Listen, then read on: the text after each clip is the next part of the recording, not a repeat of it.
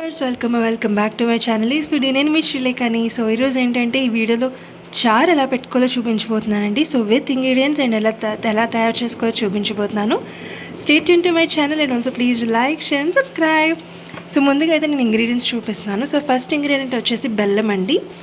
బెల్లం, 2 పచ్చిమిరపకాయలు, 1 ఎండుమిరపకాయ, చిన్న నిమ్మకాయ సైజ్ అంత చింతపండు, ఉప్పు, టేస్ట్కి సరిపడినంత, పసుపు, మెంతులు, ఆవాలు అండ్ కొద్దిగా కారం. ఇప్పుడు తయారీ విధానం చూద్దాము. సో ముందుగా అయితే స్టవ్ మీద గిన్నె పెట్టుకొని అందులో వాటర్ యాడ్ చేసుకోండి. సో అరౌండ్ నేనైతే 3/4 వాటర్ అయితే యాడ్ చేసుకున్నాను. ఇప్పుడు అందులో ఈ ఇంగ్రీడియంట్స్ అన్నిటిని ఒక్కొక్కటిగా వేద్దాము. సో ముందు చింతపండు వేస్తున్నాను.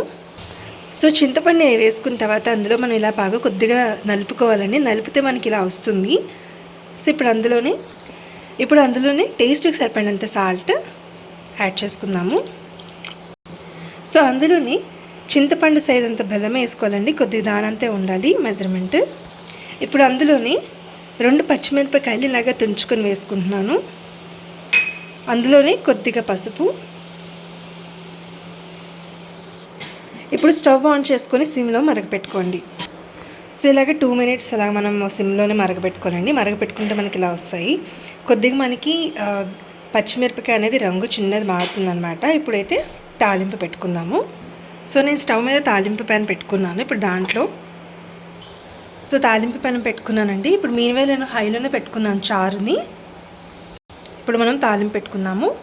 సో అందులో 1 గరిటె నూనె వేసుకుంటున్నాను నేనైతే. మీరైతే అరౌండ్ 1 tablespoon ఆయిల్ అనొచ్చు. ఇప్పుడు అందులోనే ఆవాలు మెంతులు వేసుకుంటున్నాను. మనకి ఆవాలు అనేది చిట్పటాలన్నమాట. అంతవరకు ఒకసారి వేగనివ్వండి. సో ఇప్పుడు అందులోనే కరివేపాకు అండ్ ఎండుమిరపకాయ వేసేసుకుంటున్నాను. వేసుకొని స్టవ్ ఆఫ్ చేసుకోవడమే. సో ఇప్పుడు అందులోనే ఒక చిటికెడు ఇంగువ యాడ్ చేసుకోవాలి. ఇప్పుడు అందులోనే కొద్దిగా కారం యాడ్ చేసుకోండి. ఇప్పుడు దీని తాలింపుని మనము చారులో వేసేసుకోవాలి.